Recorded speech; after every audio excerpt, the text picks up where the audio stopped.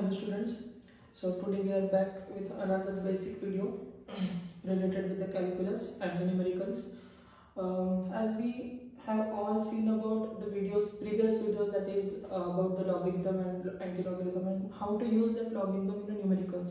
But today's video is very basic, means logarithm पेक्षा पण basic एक video आहे जे आय थिंक आता टाकणं सोयीस्कर असेल आणि तुम्हाला सोपं वाटेल की सगळ्यांना माहिती आहे की आपण न्यूमेरिकल्स यूज करतो, न्यूमेरिकल्स आपण सॉल्व करतो. बट न्यूमेरिकल्समध्ये सगळ्यात सुरुवातीला ज्या वेळेला आपण एखादी क्वांटिटी आपल्याला दिलेली असते किंवा न्यूमेरिकलमध्ये गिवन दिलेलं असतं, कुठलेही एक एक्झाम्पल घ्या आणि त्याच्यामध्ये गिवन दिलेलं असतं. फॉर एक्झाम्पल तुमच्याकडे ॲक्सेलरेशनचं किंवा एक फॉर एक्झाम्पल तुमच्याकडे फोर्स फाइंड आउट करायचा आहे. ठीक आहे, आता आपल्याला माहिती आहे according to the Newton second law of motion फोर्सचा फॉर्म्युला काय असतो, force is equals to mass into acceleration. मग या फॉर्म्युल्यानुसार आपण सिम्पली फोर्स फाइंड आउट करू शकतो जर तुम्हाला न्यूमेरिकलमध्ये मास आणि ॲक्सेलरेशन दिलेलं असेल तर. पण मला सांगा, मास आणि ॲक्सेलरेशन या दोघांचा यूज करून आपण सॉल्व्ह तर केलं, पण फोर्सचं युनिट माहिती आहे आपल्याला. फोर्सचं युनिट काय आहे, फोर्सचं युनिट असतं न्यूटन, ते आपण कॅपिटल एन ने रिप्रेझेंट करतो.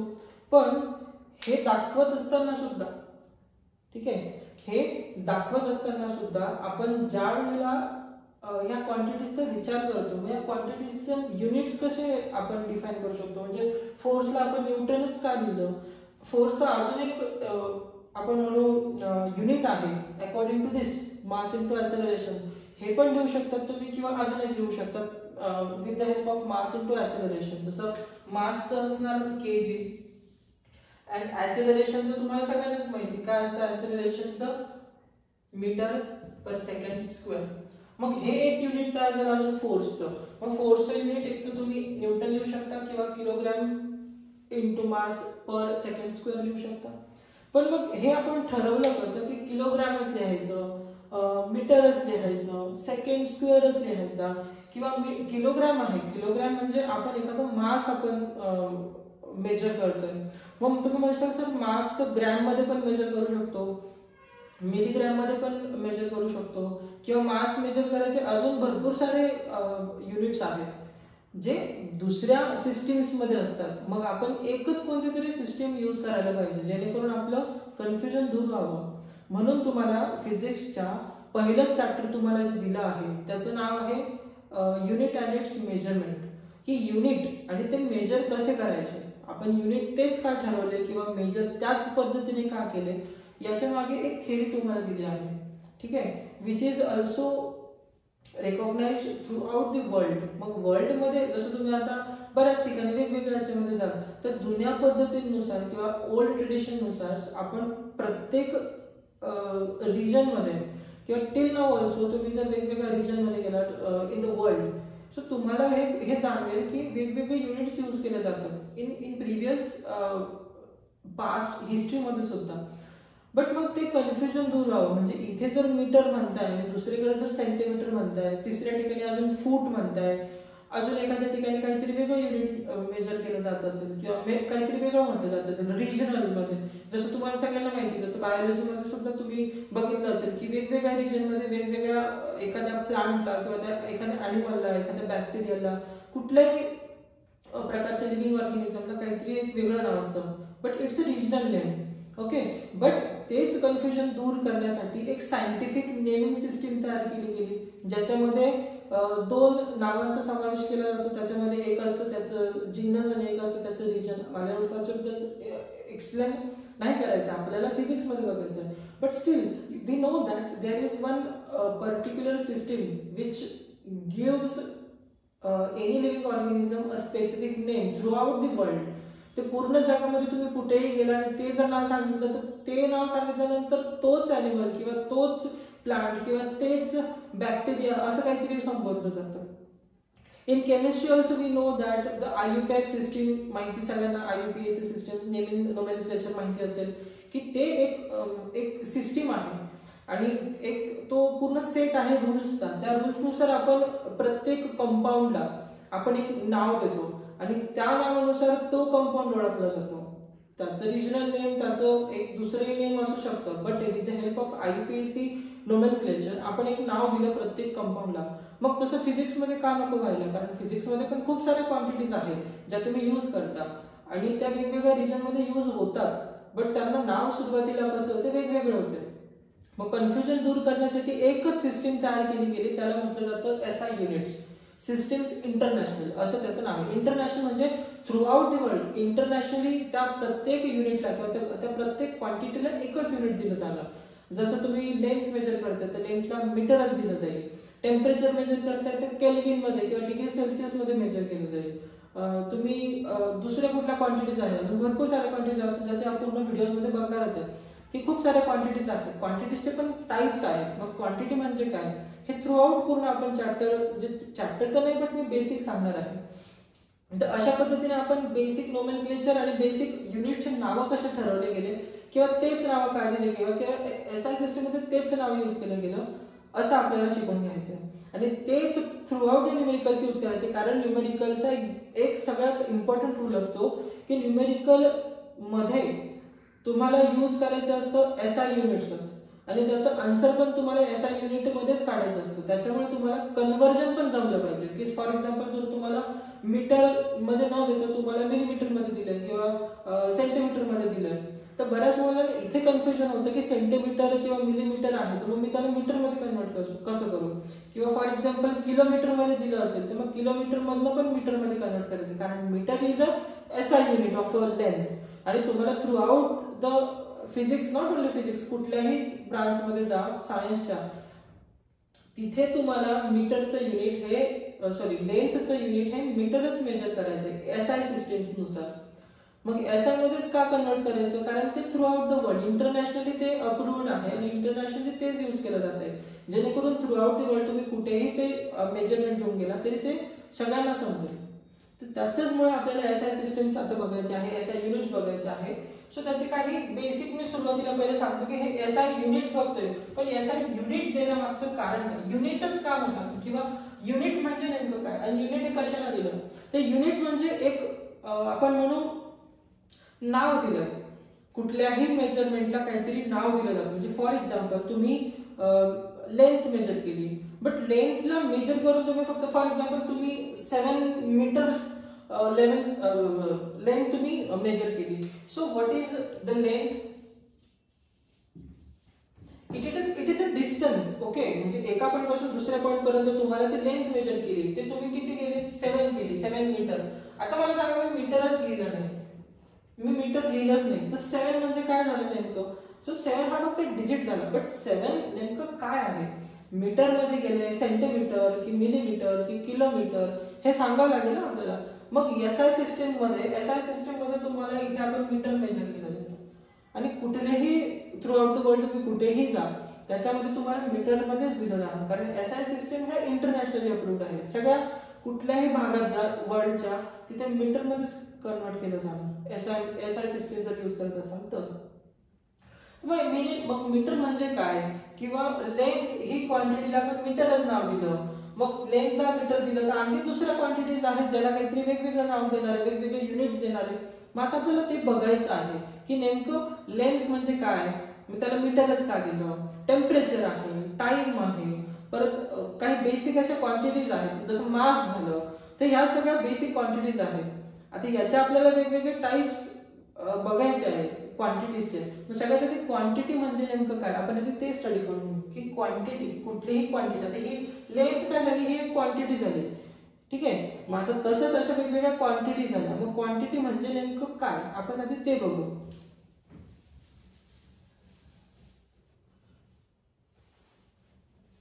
मग क्वांटिटी म्हणजे काय, जर क्वांटिटीची जर तुम्ही सायंटिफिक डेफिनेशन किंवा बुकनुसार जर बघितलं तर त्यांचं म्हणणं असं आहे की it is a measurable part. म्हणजे मेजरेबल म्हणजे अशी एखादी गोष्ट की जी आपण मेजर करू शकतो किंवा विच इज गेट क्वांटिफाईड, ठीक आहे. म्हणजे तिला आपण मेजर करून एक्सप्लेन करू शकतो की ही इतकी इतकी प्रॉपर्टी आहे आणि याचं एवढं मेजरमेंट आहे, ठीक आहे. म्हणजे कुठलाही एक पार्ट असेल किंवा कुठली अशी क्वांटिटी किंवा त्याला आपण असं म्हणू शकतो की इट इज अ प्रॉपर्टी. आपण इथे लिहून देतो मी लागतो, इट इज अ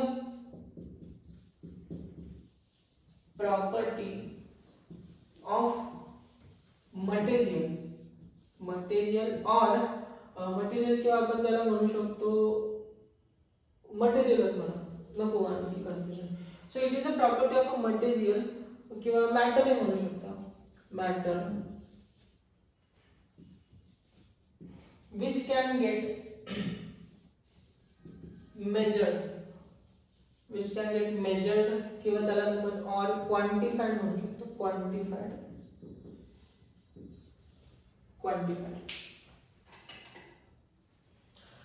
मग असं एखादं मटेरियल असेल किंवा असं एखादं मॅटर असेल की जे तुम्हाला यूज करायचं आहे आणि जे तुम्ही यूज करून ती प्रॉपर्टी असेल त्याची, त्या मटेरियलची किंवा त्या मॅटरची काय असेल ती प्रॉपर्टी म्हणजे काय ते आपण मेजर करू शकतो किंवा क्वांटिफाईड करू शकतो. अशा पॉइंटला किंवा अशा मॅटरच्या त्या प्रॉपर्टीला आपण काय म्हणतो, त्यालाच आपण म्हणतो क्वांटिटी,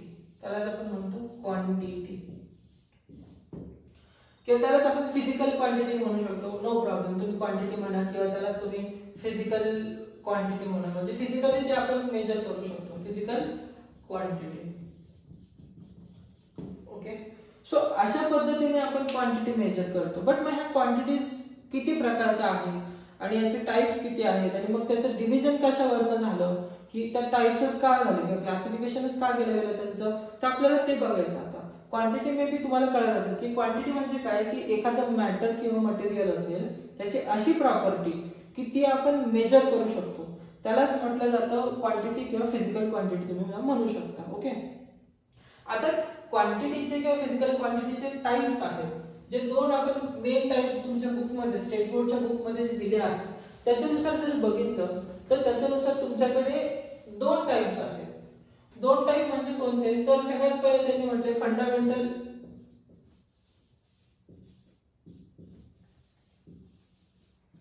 क्वांटिटीज आणि दुसरं जे म्हटलं त्यांनी त्याला म्हटले डिराइव्हड क्वांटिटीज.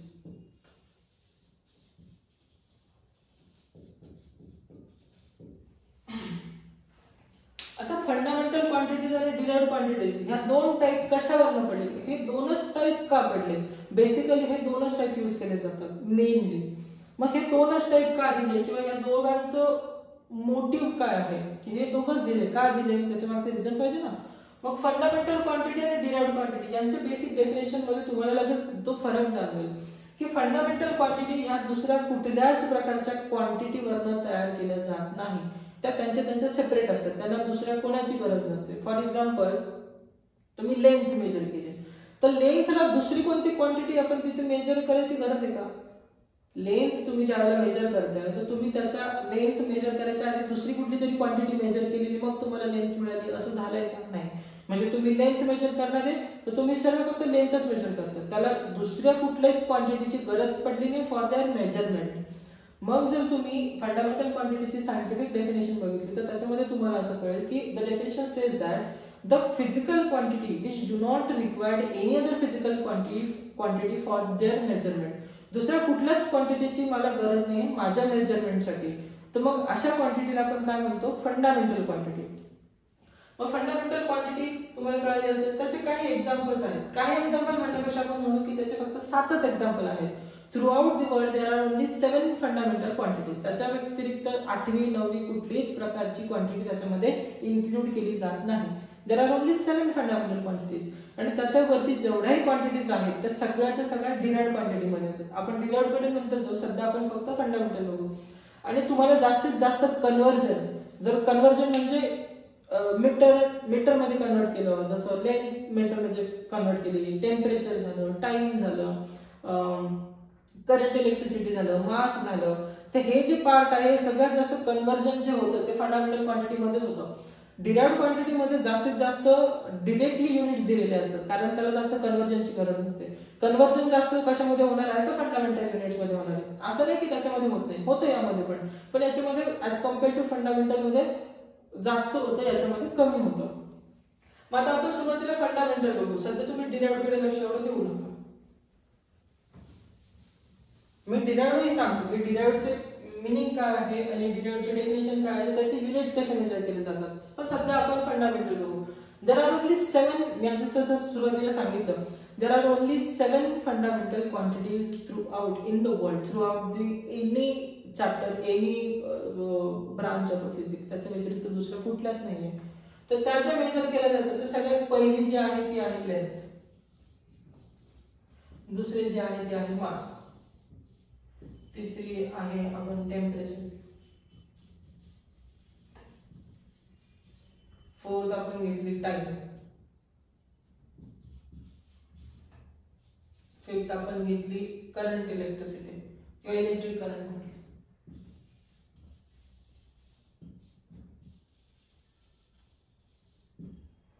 सिक्स्थ आपण म्हटलं luminous intensity.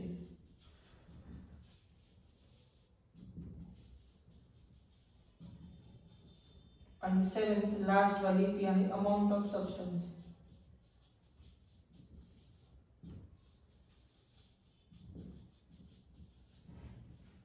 So there are only 7 fundamental quantities. त्याच्या व्यतिरिक्त दुसरी कुठलीच नाही. हे 7च नावं लक्षात ठेवायचे. आता यांचे युनिट्स बघा, यांचे युनिट्स पण एसआय सिस्टीम नुसारच बघणार आपण, दुसरे पण बघणार आपण, दुसरे सांगतो मी तुम्हाला कन्वर्जन कसं.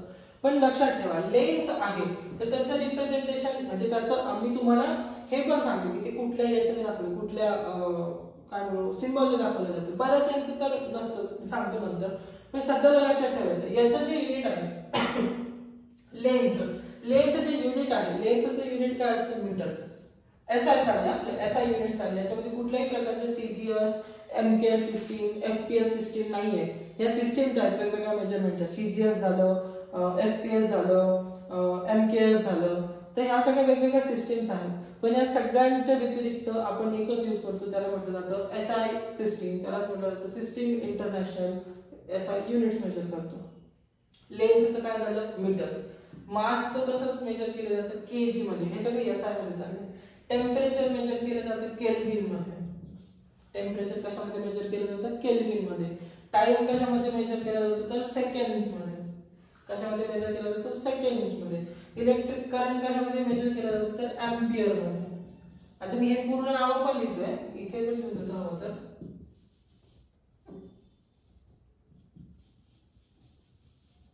तुम्हाला लक्षात राहील. ओके. त्याच्यानंतर हे तर नाव झाले टोटल, त्यांचे सिम्बॉल्स पण लिहून देतो. पुढे मीटर झालं, 1 केजी झालं. त्याच्यानंतर केल्विनला फक्त कॅपिटल के लिहिला जातो, सेकंडला फक्त एस लिहिला जातो किंवा एसईसी लिहिला जातो, एम्पियरला फक्त कॅपिटल ए लिहिलं जातं.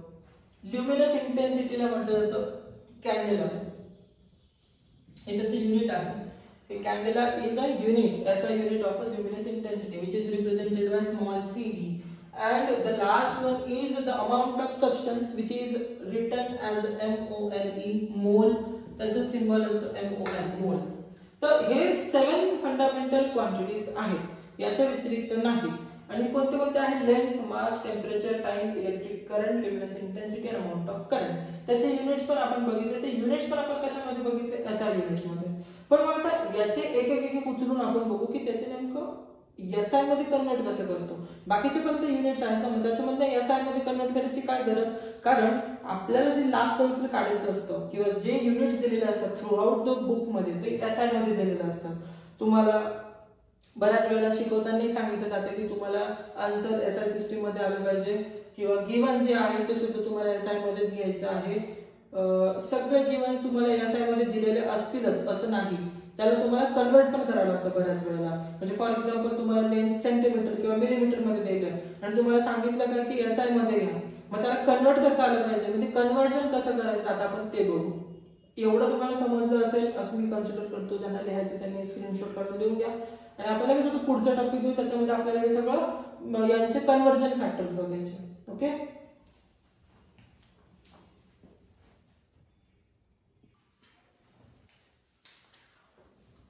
So as we have discussed the previously, that is there are only 7 fundamental quantities आणि त्याचे युनिट्स बघितले एसआय युनिट. त्याचनुसार आपल्याकडे अजून एक दुसरा टाइप आहे. म्हणजे जसं तुम्हाला सांगितलं की कन्वर्जन सांगतो, बट कन्वर्जन आता लगेच एका पूर्ण थ्रू आउट द व्हिडिओ मध्ये घेणं शक्य नाही. सो आता आपण सुरुवातीला फक्त क्वांटिटीज बघून घेऊ, त्याचे युनिट्स बघून घेऊ की कसं त्याचे युनिट्स तयार करायचे. बऱ्याच जणांना युनिट्स तयार कसे करायचे तेच जमत नाही.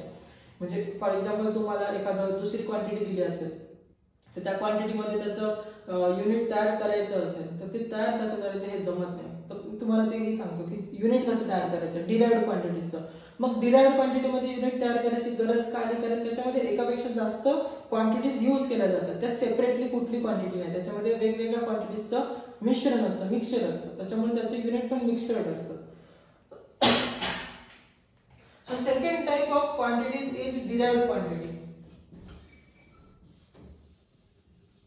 So what is derived quantity? Derived, what is derived? Derived या शब्दाचा अर्थ काय?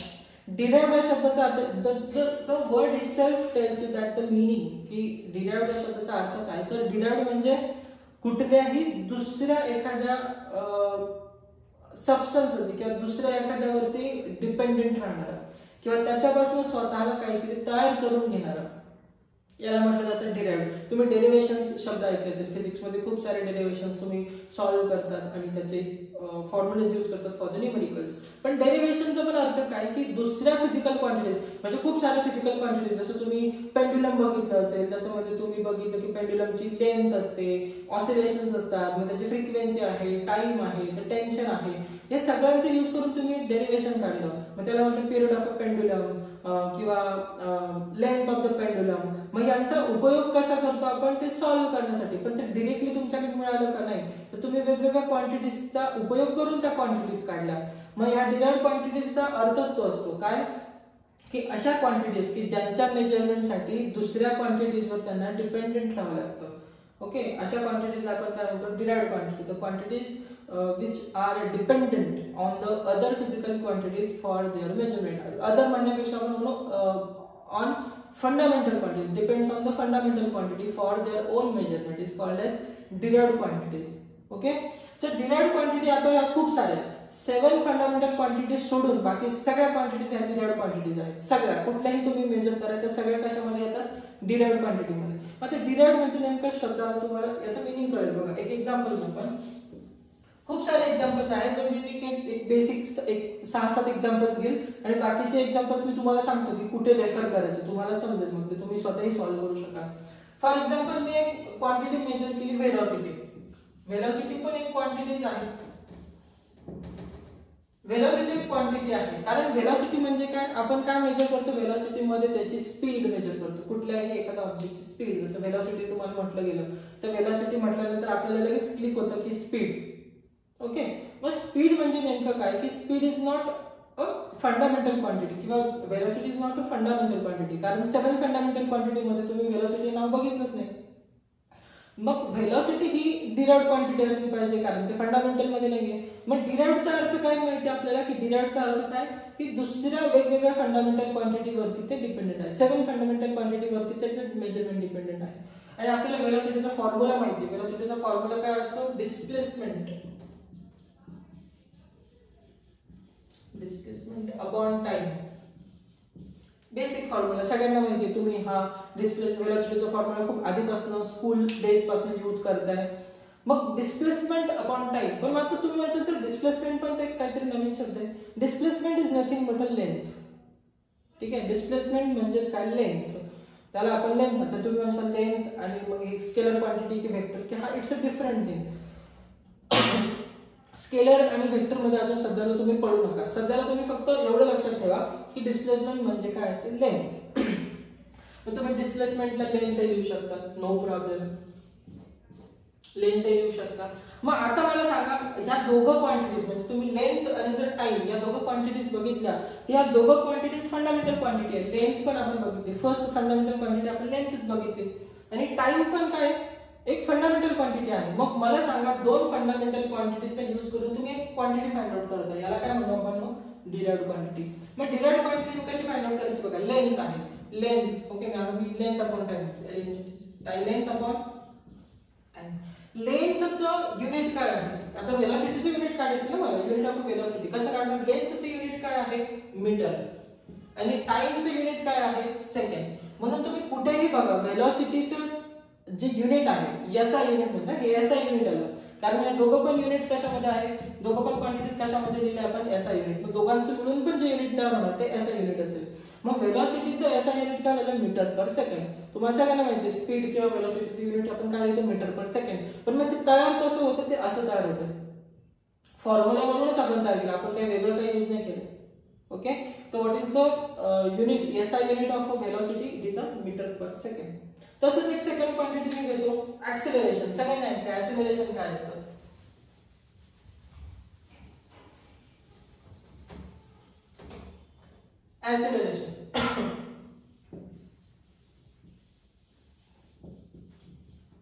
ऍक्सेलरेशनचा पण फॉर्म्युला आपल्याला माहिती आहे. Acceleration is nothing but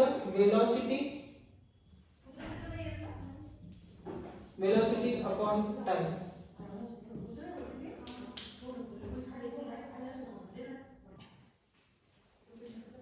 So the unit of acceleration, we can find that unit of acceleration with the help of this formula. But now again, velocity आपल्याला माहिती आहे velocity काय असतं, it is a meter per second.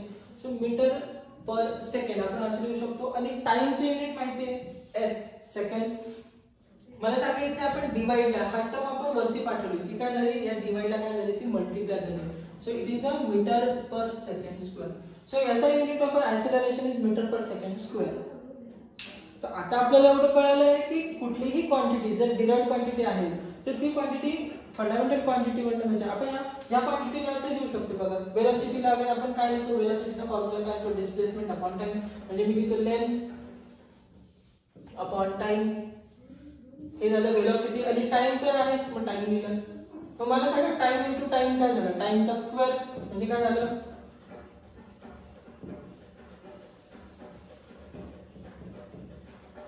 टाइमचा square म्हणजे काय झालं, metre per सेकंडचा square म्हणजे आलं हेच युनिट. मग अशा पद्धतीने तुम्ही कुठलीही क्वांटिटी काढू शकता जर तुम्हाला त्याचा फॉर्म्युला माहिती असेल.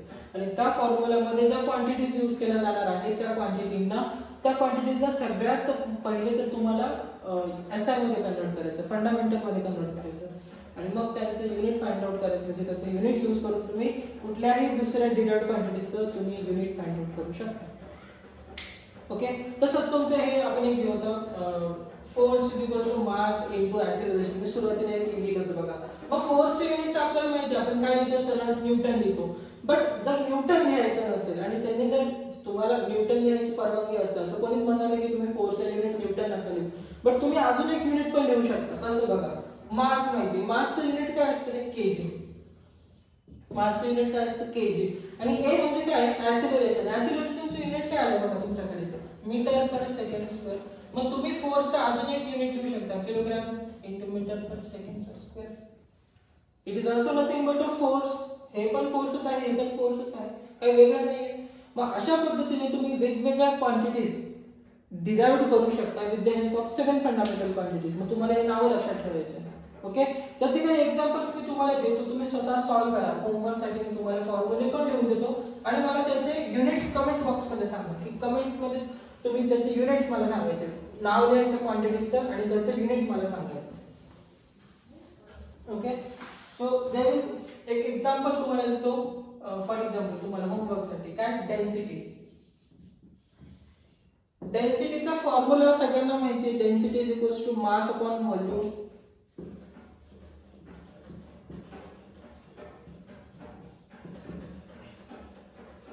So density is equals to mass upon volume. मग याच्यानुसार जे युनिट आहे, मला एसआय युनिट आहे ते सांगायचं. इकडे लिहितो एसआय युनिट. एसआय युनिट मला सांगायचं. Okay, what is SI unit. अजून एक आहे टॉर्क. टॉर्कचा पण फॉर्म्युला सगळ्यांना माहिती आहे. ज्यांना माहित नसेल त्यांनी सर्च करा, तुम्ही फॉर्म्युला नाही लिहून देणार. ज्यांना माहित नाही त्यांनी सर्च करा, ज्यांना माहिती आहे त्यांनी डायरेक्टली मला एसआय युनिट सांगायचं. टॉर्कचा फॉर्म्युला तर मी सांगूनच येतो. टॉर्कचा फॉर्म्युला असतो फोर्स इनटू परपेंडिक्युलर डिस्टन्स. तर फोर्स आणि परपेंडिक्युलर डिस्टन्स आले, परपेंडिक्युलर जरी आले तर ते शेवटी काय डिस्टन्स आहे, मग त्याचे युनिट काय घ्यायचे तुम्हाला, मीटर. ओके, मग त्याचं फोर्स इनटू परपेंडिक्युलर डिस्टन्स नुसार त्याचे दोन युनिट येतील मला. एक फोर्स म्हणजे न्यूटन नुसार आले पाहिजे आणि फोर्सचा अजून एक युनिट लिहिलं होतं आपण आठवतं ते KG metre per second square. त्यानुसार पण अजून दोन युनिट आले पाहिजे. मला दोघं युनिट सांगायचे कमेंट बॉक्समध्ये. त्याच्यानंतर अजून एक तुमच्याकडे आहे प्रेशर. प्रेशर आहे, प्रेशरचा फॉर्म्युला असतो फोर्स अपॉन एरिया. अगेन त्याचे पण दोन युनिट येणार, एक तर न्यूटन नुसार येणार आणि एक किलोग्राम पर metre, kilogram into metre per second square नुसार येणार. आणि अजून एक क्वांटिटी येतो लास्ट तुमच्याकडे इलेक्ट्रिक फ्लक्स.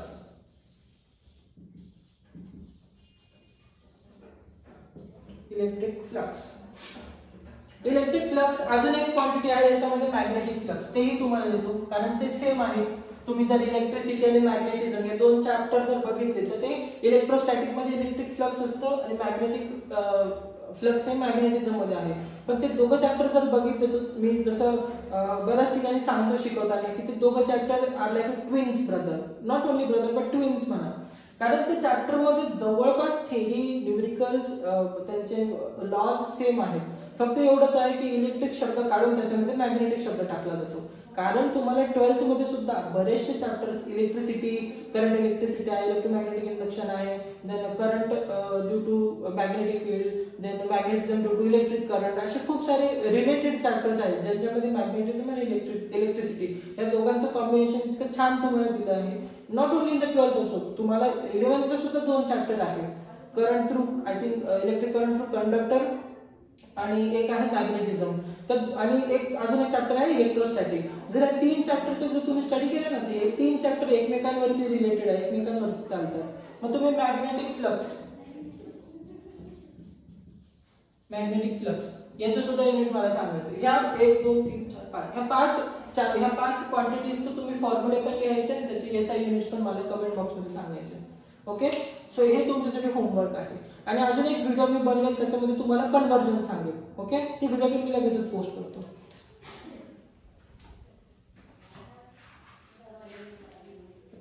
आणि ज्यांच्याकडे जास्त म्हणजे ज्यांना इंटरनेट सर्फिंग वगैरे जास्त माहित नसेल, सो तुमच्याकडे मी तुम्हाला सांगितलंय की तुम्ही लॉक टेबल असं काहीतरी एक बुक घेणार आहे.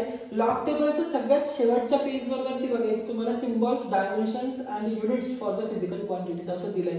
त्याच्यामध्ये तुम्हाला खूप सारे फिजिकल क्वांटिटीज फंडामेंटल पण आहे, त्याच्यामध्ये डिराइव्ड पण आहे, परत त्याचे सिम्बॉल्स काय आहेत, त्याचे डायमेन्शन्स काय आहेत आणि त्याचे युनिट्स पण काय आहे. हे दिलेले युनिट्स सगळे कोणते SI युनिट्स आहेत. SI युनिट लिहिल्यानंतर म्हणजे बऱ्याच ठिकाणी फक्त युनिट्स लिहिलं जातं. युनिट्स म्हणजे आपण तुम्हाला बाय डिफॉल्ट तुम्हाला कोणते युनिट घ्यायचे असतात, SI युनिटच घ्यायचे असतात. जोपर्यंत ते स्वतः सांगत नाही की CGS युनिट यूज करा. ओके, तर बाय डिफॉल्ट तुम्हाला SI युनिटच घ्यायचे जे आपण बघितले. तर हा पूर्ण चार्ट, हा टेबल तुम्ही रिफर करू शकता तुमच्यासाठी, तुमच्या स्टडीसाठी. तर तुम्ही हा ज्यावेळेला स्टडी करशाल तर ह्या बऱ्याचशा क्वांटिटीज तुम्हाला याच्यामध्ये मिळून जातील. त्याचे फॉर्म्युले पण तुम्हाला कळतील आणि युनिट्स पण कळतील. आता डायमेन्शन हा काय प्रकार आहे तर डायमेन्शनसाठी सुद्धा एक मी व्हिडिओ बनवेल. त्याच्यामध्ये डायमेन्शनल अनालिसिस आणि डायमेन्शन्स कसे तयार करायचे कुठल्याही फिजिकल क्वांटिटीजचे, जसे क्वांटिटीज आहेत तर त्याचे डायमेन्शन सुद्धा तयार करायला शिकवणार आहे मी. एक व्हिडिओ त्याच्यावरती पण टाकेल. तर व्हॉट इज डायमेन्शन आणि how to create that dimensions of a particular physical quantity. Okay, so इथे मी हा व्हिडिओ आज थांबवतो. याच्यामध्ये हे सगळं जो काही पार्ट आहे तुम्ही कव्हर करा, याचे तुम्ही फॉर्म्युले बघा, त्याचे SI युनिट्स काढा. आणि अजून काही अभ्यास करायचा असेल, अजून जास्त क्वांटिटीज तुम्हाला स्टडी करायचे असेल, वाचायचं असेल तर याच्यामध्ये तुम्ही बघा. याच्यामध्ये खूप साऱ्या क्वांटिटीज दिल्या आहेत ज्या फिजिक्सच रिलेटेड आहे बऱ्यापैकी. त्याचे पुढे सिम्बॉल्स, डायमेन्शन्स आणि युनिट दिले आहे. सो हा चार्ट तुम्ही स्टडीसाठी यूज करा. सो अशा पद्धतीने तुमचं युनिट हा प्रकार काय असतो आणि ते कुठे कुठे यूज होतं आणि क्वांटिटी काय प्रकार आहे ते मी याच्यामध्ये कव्हर केलं. नेक्स्ट व्हिडिओमध्ये तुम्हाला मी कन्वर्जन शिकवणार आहे की SI सिस्टम्समध्ये जसं मी सांगितलं मीटर आहे तर कुठलीही दुसरी क्वांटिटी दिली असेल तर त्याला मीटरमध्ये कसं कन्वर्ट करायचं. म्हणजे लेंथशी रिलेटेड दुसरी कुठली क्वांटिटी दिली असेल, म्हणण्यापेक्षा दुसरं कुठलं युनिट दिलं असेल तर त्याला मीटरमध्ये कसं कन्वर्ट करायचं हे मी तुम्हाला त्याच्यामध्ये शिकवणार आहे. ओके, सो आजसाठी एवढंच. आपण पुढचा जो टॉपिक आहे कन्वर्जन आहे तो कन्वर्जन टॉपिक पुढच्या व्हिडिओमध्ये कव्हर करू. Okay, thank you so much.